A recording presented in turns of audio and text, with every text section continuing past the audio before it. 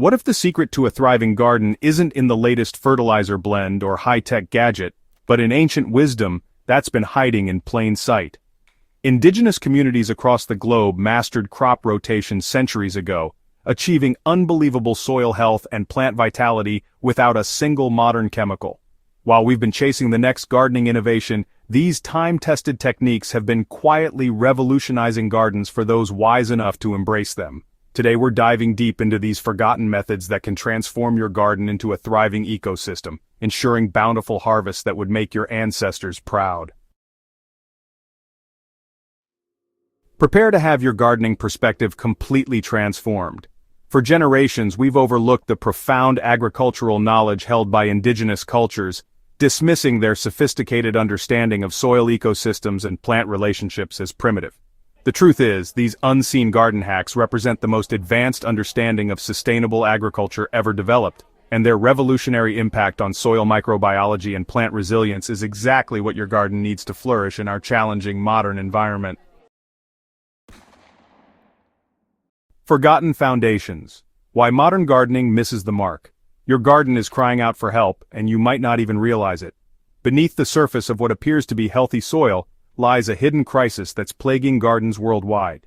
Modern agricultural practices have created a devastating cycle of nutrient depletion, soil compaction, and microbial destruction that leaves even the most well-intentioned gardeners struggling with lackluster harvests and persistent pest problems. The statistics are staggering when you dig deeper into soil health research. Contemporary gardens typically lose 40 to 60% of their organic matter within the first decade of conventional cultivation. This isn't just about numbers on a soil test. It's about the living, breathing ecosystem that your plants depend on for survival. When soil microorganisms disappear, plants lose their natural defense systems, becoming vulnerable to diseases and requiring constant intervention from frustrated gardeners who wonder why their efforts aren't yielding results.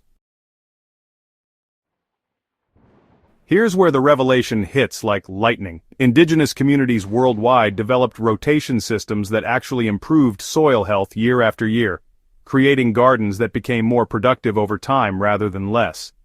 These weren't accidents or luck. They were sophisticated agricultural systems based on a deep understanding of plant relationships and soil ecology that, honestly, puts our modern approaches to shame. Unearthing ancient cycles, we discover the power of indigenous rotation. The Three Sisters planting system represents just the tip of the iceberg when it comes to indigenous agricultural wisdom. While most gardeners know corn, beans, and squash work well together, few understand that this combination forms the foundation of a rotation system that can regenerate depleted soil and create self-sustaining garden ecosystems. The real genius lies not just in companion planting, but in how these crops work together across seasons to build soil structure, fix nitrogen, and create habitat for beneficial organisms. Native American communities didn't just plant these crops together, they rotated them through carefully planned cycles that ensured each plot of land received exactly what it needed to maintain peak fertility. Corn depletes certain nutrients while adding organic matter through its massive root system. Beans follow, fixing atmospheric nitrogen and replenishing what corn consumed. Squash spreads across the ground, suppressing weeds and retaining moisture while its deep taproot brings minerals up from subsoil layers. The Haudenosaunee, or Iroquois, people perfected this system over thousands of years, developing variations that adapted to different soil types and growing conditions. So, they understood that soil health actually improves when you work with natural cycles rather than against them. Over time, their fields became more productive, even after decades of cultivation. A pretty striking contrast to modern gardens, which, often need more and more inputs just to maintain the same yields. Indigenous communities in the Andes, they developed even more sophisticated rotation systems. They incorporated dozens of potato varieties along with quinoa, beans, and other crops in cycles that could last anywhere from 7 to 12 years. And these rotations weren't just about crop diversity, they were really about healing the soil and stopping the buildup of soil-borne diseases and pests that tend to plague monoculture systems. Beyond the basics, here's where the real magic happens. When you discover the lesser-known crops that indigenous gardeners used as soil builders and pest controllers. Take Jerusalem artichoke, for example. It actually wasn't grown mainly for food, but as a powerful soil conditioner. Its aggressive root system helps break up compacted soil, and its tubers provide habitat for beneficial soil organisms all through the winter months. A lot of indigenous communities would plant these so-called utility crops specifically to get the soil ready for more demanding vegetables. Wild bergamot and other native plants were integrated into food gardens not as ornamentals, but as pest management systems.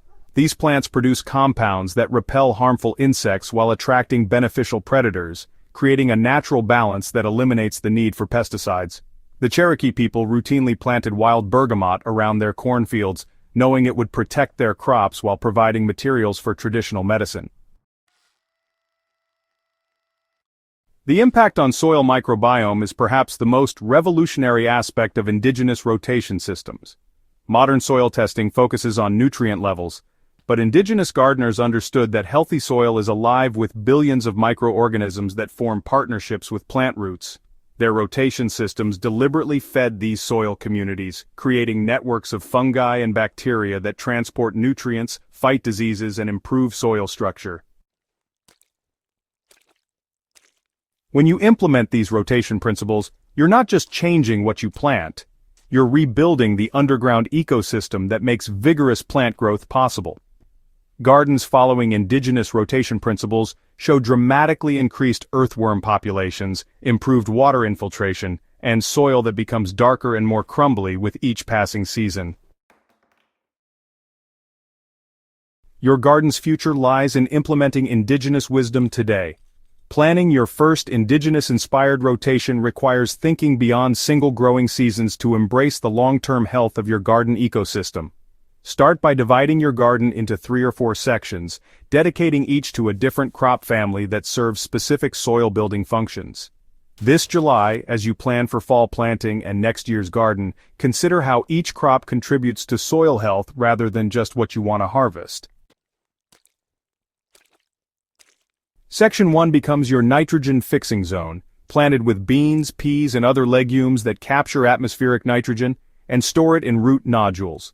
These crops should be followed by heavy feeders like corn, tomatoes, or squash that will benefit from the nitrogen left behind.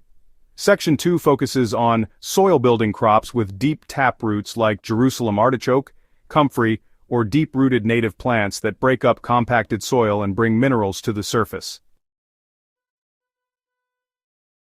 The transformation you'll witness is nothing short of remarkable.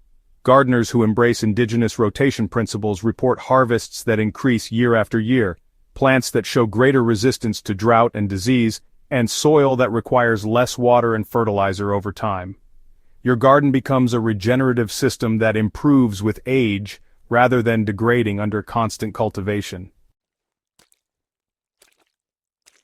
Common modern garden problems dissolve when you work with these ancient principles. Soil compaction disappears as diverse root systems create natural channels for air and water movement. Pest problems diminish as beneficial insects establish permanent populations in your diverse plant community. Nutrient deficiencies become rare as deep-rooted plants mine minerals from subsoil and surface crops capture and cycle nutrients efficiently. Join the Green Revolution, cultivating a sustainable legacy. Your journey into indigenous gardening wisdom represents more than just improved harvests. It's a step toward creating a sustainable future for food production and environmental health. Every garden that embraces these principles becomes a carbon sink, storing atmospheric carbon in healthy soil while producing nutritious food without harmful chemicals. So, as you start to implement these techniques, be sure to share your experiences.